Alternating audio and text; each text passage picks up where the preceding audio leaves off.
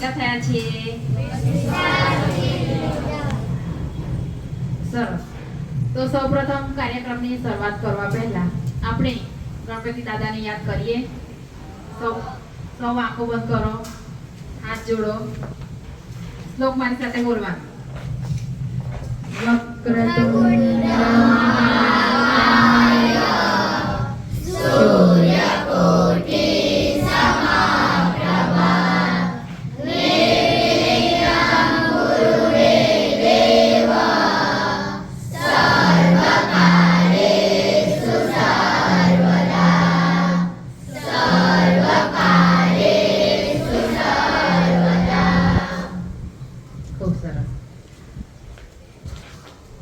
ચાલો કાર્યક્રમની શરૂઆત કરીએ તે પહેલા અહીં શ્રી પ્રકાશ એજ્યુકેશન ટ્રસ્ટ દ્વારા સંચાલિત ધ્યાન વિદ્યાલયના પ્રમુખ શ્રી મુકેશ સર, આચાર્ય ભાવના મેડમ, પાસ સર, મારા શિક્ષક મિત્રો તેમજ મારા વહાલા વિદ્યાર્થી મિત્રો, આપનું હું હાર્દિક સ્વાગત કરું છું.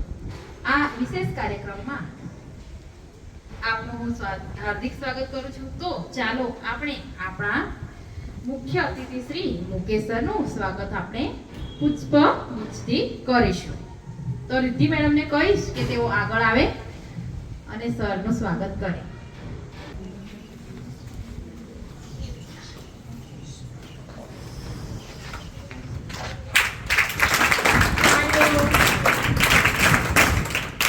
ચાલુ રહી છે સારી. ધન્યવાદ. હવે આપણા આચાર્ય મેડમ ભાવના મેડમનું સ્વાગત હું દ્રષ્ટિ મેડમને કહીશ કે તેઓ આગળ આવે.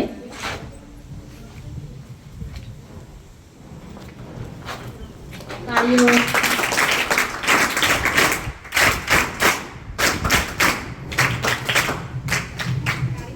ધન્યવાદ દ્રષ્ટિ મેડમ.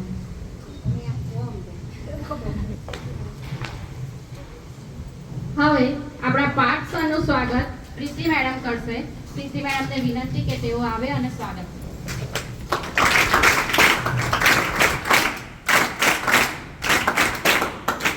માટે ભેગા થયા છે આપણે. ચાલો તો હું તમને થોડીક માહિતી આપું. આ દિવસ માત્ર વસ્તીના આંકડા ગણવાનો નથી, પરંતુ પૃથ્વી પરના સંસાધનો અને માનવ જીવનના સંતુલનને સમજવાનો દિવસ છે. આપણી શાળામાં આ દિવસની જાગૃતિ લાવવા માટે આજે આપણે સૌ અહીં એકત્રિત થયા છીએ. આજના આ વિશેષ કાર્યક્રમની આગળની તમામ વક્તવ્ય અને સંચાલન આપણી શાળાની તેજસ્વીની વિદ્યાર્થીનીઓ સંભાળવાની છે. આ યુવા પેઢી જ દેશનું ભવિષ્ય છે, એટલે જ આજે સ્ટેજ પણ આપણા વિદ્યાર્થીઓનું જ છે. હું હવે આજની સંચાલક ધોરણ 10 માં વિદ્યા અભ્યાસ કરતી પટેલ માહીને વિનંતી કરું કે તેઓ આગળનો કાર્યક્રમ સંભાળે. ખૂબ ખૂબ આભાર પ્રીતિ મેડમ. કાર્યક્રમની શરૂઆતમાં આપણને વસ્તી વધારાના ઇતિહાસ અને તેની વર્તમાન સ્થિતિ વિશે થોડી માહિતી મેળવીએ. ચાલો આજના દિવસના મહત્વ સમજવા માટે હું ધોરણ 8 માં અભ્યાસ કરતી વિદ્યાર્થીની રાઠોડ ઉમેશાને વિનંતી કરીશ કે તે આપણને માહિતી આપે. મિત્રો, હું તમને વસ્તી વધારાના ઇતિહાસ અને તેમના વર્તમાન સ્થિતિ વિશે માહિતી આપીશ. વસ્તી વધારો એ માત્ર એક આંકડો નથી, પરંતુ તે આપણા સંસાધનો, પર્યાવરણ અને ભવિષ્ય સાથે જોડાયેલ એક ગંભીર બાબત છે. કોઈ પણ એક ચોક્કસ ભૌગોલિક વિસ્તારમાં એક જ સમયે વસવાટ કરતા કુલ લોકોની સંખ્યાને વસ્તી કહેવામાં આવે છે. વસ્તી એ માત્ર આંકડો નથી, પરંતુ તે દેશની શક્તિ છે. દર વર્ષે 11મી જુલાઈના દિવસે આખા વિશ્વમાં વિશ્વ વસ્તી દિવસ તરીકે ઉજવવામાં આવે છે. 11 જુલાઈ 1987ના દિવસે દુનિયાની કુલ વસ્તીનો આંકડો 5 અબજથી પણ પાર થઈ ગયો હતો.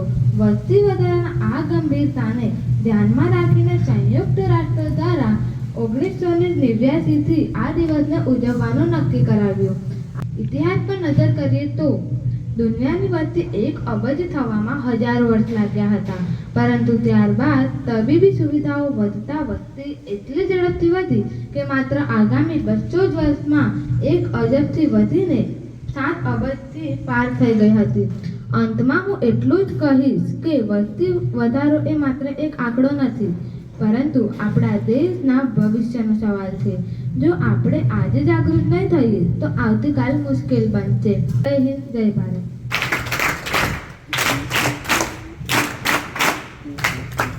ખૂબ ખૂબ આભાર ઉમેશા.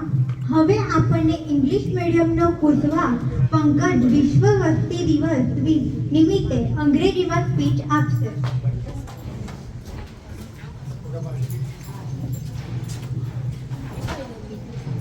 Good morning everyone, respected principal, teachers and all dear my friends. Today I would like to speak a few words on World Population Day. It is observed every year on June 11. This day was started by United Nations in 1989. The aim is to raise awareness about population issue. Too many people can cause problems like less food, water and space. We must learn to take care of our planet and use resources wisely. People should be family and understand the importance of health. Education and awareness can help everyone live better life. Let's promise to be kind to nature and think about the future. Thank you and happy Population Day to all.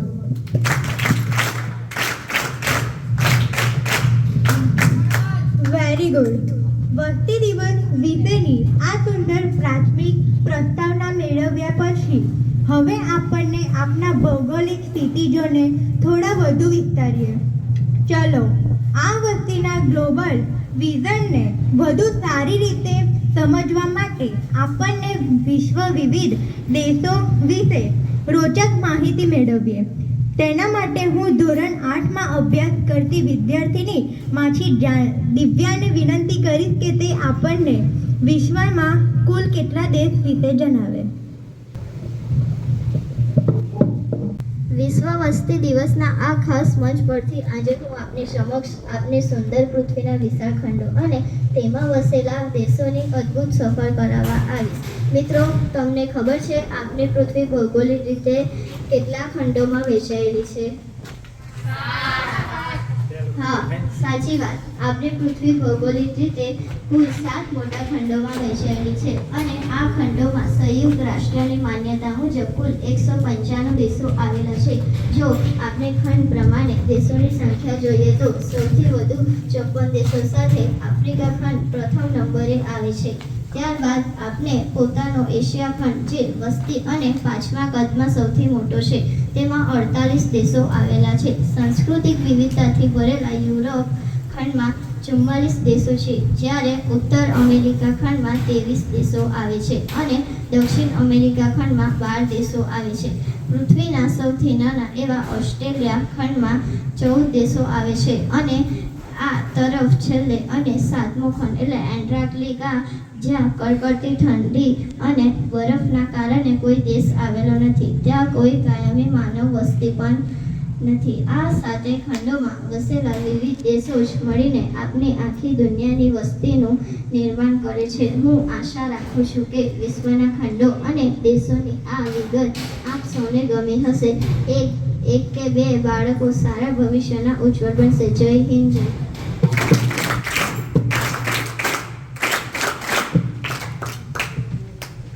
અતિ સુંદર.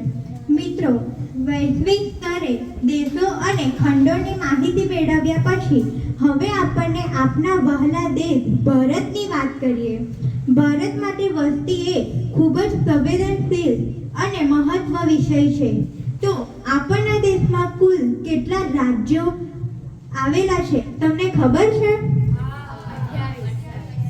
હા, 28 રાજ્યો અને કેન્દ્રશાસિત પ્રદેશ કેટલા છે? હવે હું ધોરણ 9માં અભ્યાસ કરતા પાવા વ્રજને વિનંતી કરીશ કે તે ભારતમાં વસ્તી વર્તમાન સ્થિતિ, વસ્તી ગણતરી તથા વસ્તી ગીતતા વિશે માહિતી આપે.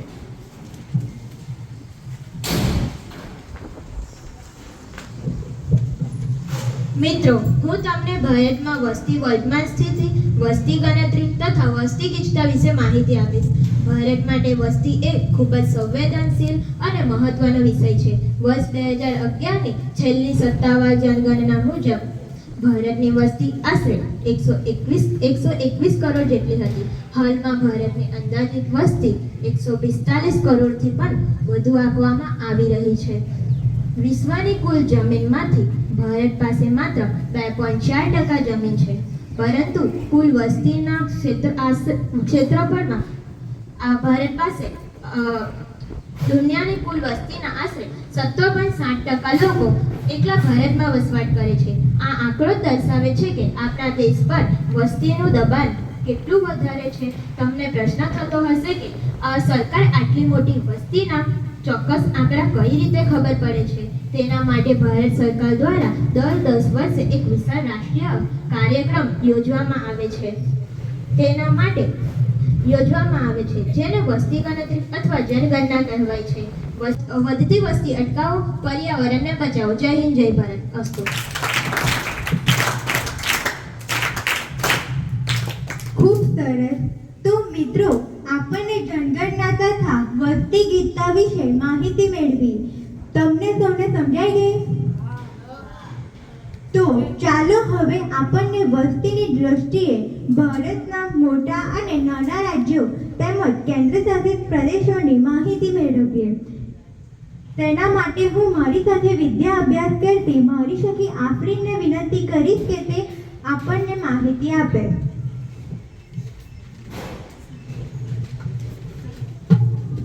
મારા વાલા વિદ્યાર્થી મિત્રો, હું સૌપ્રથમ તમને આપણા દેશના તમામ 28 રાજ્યો અને 8 કેન્દ્ર શાસિત પ્રદેશના નામ જણાવીશ. સૌપ્રથમ રાજ્યના નામ: ઉત્તર પ્રદેશ, બિહાર, મહારાષ્ટ્ર, ગુજરાત, રાજસ્થાન, મધ્યપ્રદેશ, છત્તીસગઢ, પંજાબ, હરિયાણા, પશ્ચિમ બંગાળ, હિમાચલ પ્રદેશ, ઉત્તરાખંડ, ઝારખંડ, ઓડિશા, આંધ્રપ્રદેશ, તેલંગાણા, કર્ણાટક, તમિલનાડુ, ગોવા, ઓડિશા, આંધ્રપ્રદેશ, અરુણાચલ પ્રદેશ, નાગાલેન્ડ, મણિપુર, સિક્કિમ, આસામ, અરુણાચલ પ્રદેશ, મિઝોરમ, ત્રિપુરા, મેઘાલય. આ મેં તમને 28 રાજ્યોના નામ જણાવ્યા. હવે હું તમને 8 કેન્દ્ર શાસિત પ્રદેશના નામ જણાવીશ: દિલ્હી, જમ્મુ કાશ્મીર, લદ્દાખ, ચંદીગઢ, દીવ દમણ અને દાદરા નગર હવેલી, અંદમાન નિકોબાર દ્વીપ સમૂહ તથા લક્ષદ્વીપ. હવે હું તમને વસ્તીની દ્રષ્ટિએ ભારતના મોટા અને નાના રાજ્ય તેમજ કેન્દ્રીય શાસિત પ્રદેશના વિશે માહિતી આપીશ. ભારતમાં વસ્તીની દ્રષ્ટિએ ઉત્તર પ્રદેશ સૌથી. હવે આપણે ગુજરાતની વાત કરીએ તો વર્ષ 2011થી છેલ્લી સત્તાવાર જનગણના મુજબ આપણા ગુજરાતની વસ્તી 6.4 કરોડ જેટલી હતી, પરંતુ નેશનલ કમિશનના રિપોર્ટર અંદાજિત મુજબ વર્ષ 2026માં આપણા ગુજરાતની વસ્તી વધુ આશરે 7.43 કરોડની પાર થઈ ચૂકી છે. વસ્તીની દ્રષ્ટિએ આપણું ગુજરાત ભારતનું 8મું કે 9મું સ્થાન ધરાવે છે. એક જાગૃત નાગરિક તરીકે આપણે સમજાવવું જોઈએ કે સંસાધનોનો સમાન વિકાસ જે દેશને સાચી પ્રગતિ તરફ લઈ જશે. વસ્તી નિયંત્રણ અપનાવો, દેશનો વિકાસ વધારો. જય હિન્દ, જય ભારત. અસ્તુ.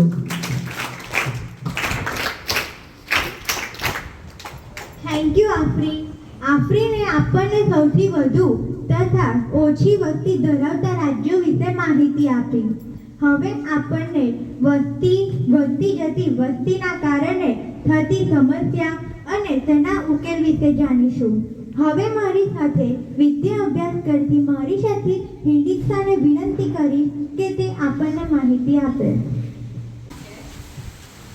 વિદ્યાર્થી મિત્રો, હું તમને વધતી જતી વસ્તીના કારણે થતી સમસ્યાઓ અને તેના ઉકેલ વિશે જણાવીશ.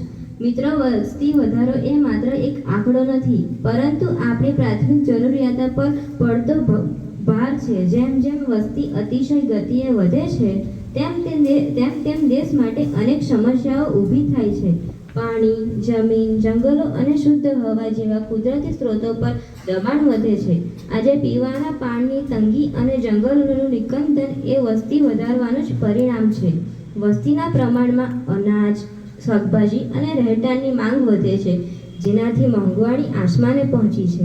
વસ્તી નિયંત્રણ માટે સૌથી મોટા હથિયાર શિક્ષણ છે.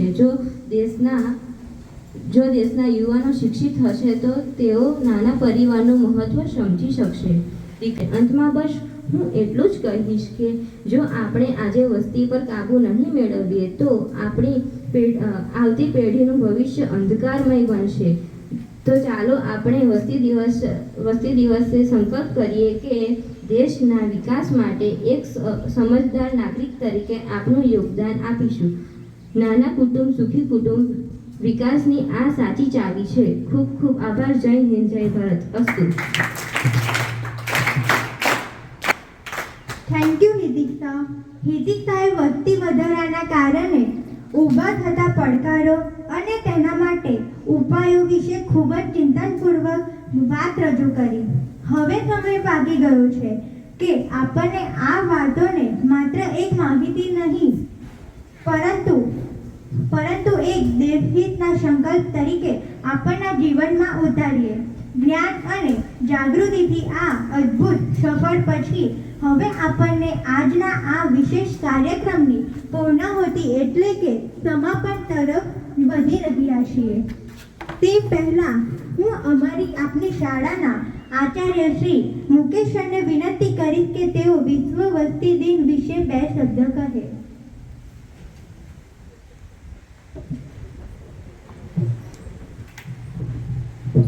ખૂબ ખૂબ ધન્યવાદ માહી આજે સરસ હેન્ડલિંગ કર્યું. બહુ સરસ બોલે છે છોકરી, મને ગમ્યું. સાથે સાથે પ્રીતિ મેડમ અને દ્રષ્ટિ મેડમ પણ સરસ મજાની શરૂઆત કરાવી. તો કે સારું બોલ્યા બધા છોકરાઓ. ઉમેશ શાહે સરસ મજાની વાત કરી. 11 જુલાઈ કે દર વર્ષે આ ઉજવાય છે. વસ્તી વધારા બાબતે એને સરસ મજાની ચર્ચા કરી અને એ વિશે જાગૃત થવાની જરૂર છે. હંમેશા ખરી વાત છે તારી. હા, બધાએ જાગૃત થવાની જરૂર જ છે. પંકજે અંગ્રેજીમાં સરસ પોપ્યુલેશનની શું સમસ્યા છે એની સરસ વાત કરીને અને અંગ્રેજીમાં બોલ્યો એ મહત્વનું છે, એટલે એને પણ આપણે ધન્યવાદ આપીએ. દિવ્યાએ 195 દેશો અને ખંડોની માહિતી બહુ સરસ આપી. વ્રજે વસ્તી જણાવી. વ્રજે સરસ મજાની વસ્તી જણાવી કે કુલ કેટલી વસ્તી છે અને હવે એની વસ્તીને શું થશે, તો વ્રજે પણ સરસ વાત કરી. હિતિક્ષાએ વસ્તી વધારાને કારણે શું થશે, કેવી મોંઘવારી વધશે એ પણ જણાવ્યું. તો સરસ મજાની સૌ છોકરાએ વાત કરી અને જે બી ટીચરે એનું આ માટે એની તૈયારી કરાવી છે ટીચરને ધન્યવાદ કે બાળકોને સરસ માહિતી આપીને તૈયાર કરાવાયું છે. તો મને તો મારા કરતાં મારા છોકરાઓએ બોલે તે મને બહુ ગમ્યું. વસ્તી દિવસ નિમિત્તે તમને સૌને ખૂબ ખૂબ શુભેચ્છા. ધન્યવાદ.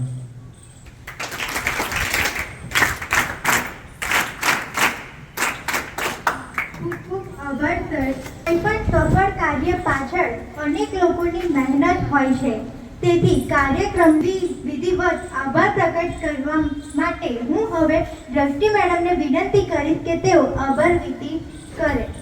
માહીનો ખૂબ ખૂબ આભાર. આજે વિશ્વ વસ્તી દિવસ નિમિત્તે આપણી શાળામાં ખૂબ જ સુંદર અને સફળ કાર્યક્રમનું આયોજન કરવામાં આવ્યું. આ કાર્યક્રમના અંતે જેમણે પણ આ દિવસને સફળ બનાવવામાં નાનું મોટું યોગદાન આપ્યું છે તે તમામનો આભાર વ્યક્ત કરવો એ મારી નૈતિક ફરજ છે.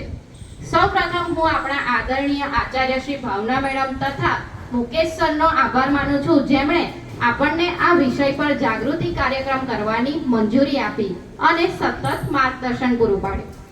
આજના કાર્યક્રમનું ઉત્કૃષ્ટ સંચાલન કરનાર આપણી શાળાની વિદ્યાર્થીની પટેલ માહીનો આભાર.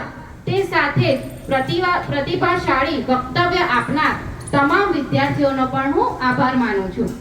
આજના કાર્યક્રમમાં આકર્ષણનું કેન્દ્ર બનેલા અને વસ્તી દિવસનું પોસ્ટર બનાવી આપવા બદલ મનહર સરનો હું હૃદયપૂર્વક આભાર માનું છું. વ્યવસ્થા સમિતિના તમામ વિદ્યાર્થીઓનો આભાર કે જેમણે આ કાર્યક્રમ માટે જરૂરી તમામ વસ્તુની વ્યવસ્થા કરી આપી. આ સમયસરની વ્યવસ્થા વગર આ કાર્યક્રમ આટલો સુગમ ન બની શક્યો હોત.